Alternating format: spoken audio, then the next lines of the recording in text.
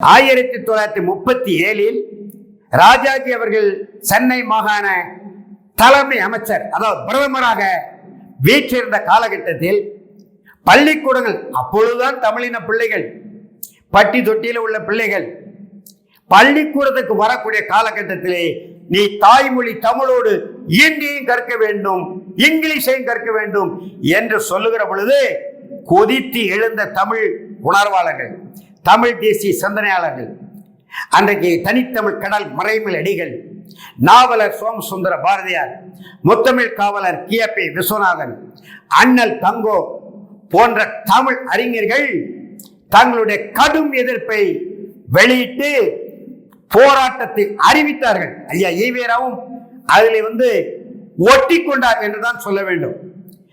சென்னைக்கு மரீனா கடற்கரையில் நடந்த மாபெரும் அந்த இந்தி எதிர்ப்பு பொதுக்கூட்டத்திலே தமிழ்நாடு தமிழருக்கு என்று முதலில் முழங்கியவர் நாவலர் சோமசுந்தர பாரதியார்.